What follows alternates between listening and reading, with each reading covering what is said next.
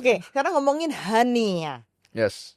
Kamu sempet ini nggak ngerasain apa madu di Indonesia tuh sebenarnya kalah nggak dengan Kalau Manuka Honey? masalah madu, permasalahannya adalah jumlah produksi madu itu tidak akan bisa sebanyak di luar negeri, Kak, di Indonesia. Hmm. Kenapa? Karena tropical areas ini kan gue tuh sempat pelihara lebah yang khusus untuk madu ya.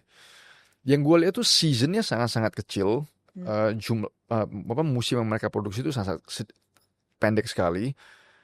Karena kalau di subtropical area dia kan 4 musim. Mm-mm. Jadi begitu ada masuk, mereka itu produksi biasa musim semi dan summer.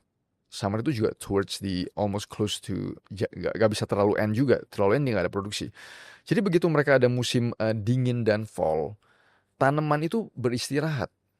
Jadi begitu masuk musim spring, bunga itu secara serentak mekar semua. Hmm. Jadi begitu kita taruh di situ, produksi madu itu goodness bisa banyak sekali sih. Dan waktu gue pelihara yang lebah untuk madu itu ya, gue udah pelihara itu sekitar 2-3 tahun sebelum gue ke New Zealand. Gue ngecek temen gue punya. Perubahan dari musim dingin ke spring, jumlah explosion dari lebah di koloni itu luar biasa besar, Kak. Begitu kita buka sampai tumpah lebahnya itu. Wow. Saking banyaknya itu. Tapi waktu gue di Indonesia gak pernah gue ngeliat sebanyak itu lebahnya gue. Kenapa? Karena tropical area bunganya itu sporadic.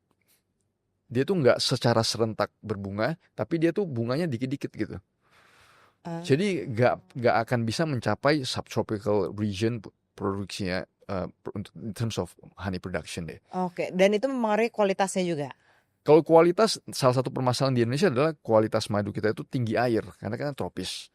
Air itu madu itu hygroscopic. Artinya kalau kita taruh madu di luar, dia tuh menyerap air dari udara. Oh. Jadi kandungan airnya lebih tinggi dan gampang terfermentasi. Jadi makanya kalau kita beli madu contohnya yang di luar itu kita buka bergas kan. Pss. Yes. Nah itu fermentasi karena kandungan airnya tinggi. Sedangkan di subtropical area humidity itu jauh lebih rendah.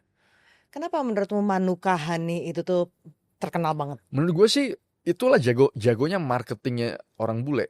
Narasinya ya. Itu yang kita harus belajar sih.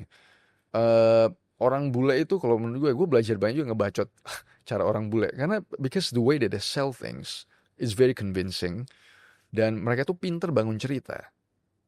Menurut gue produk-produk Indonesia kalah itu karena kita kalah di bacotan dan marketing dan kemampuan kita itu membentuk narasi. In my opinion that's the key ya.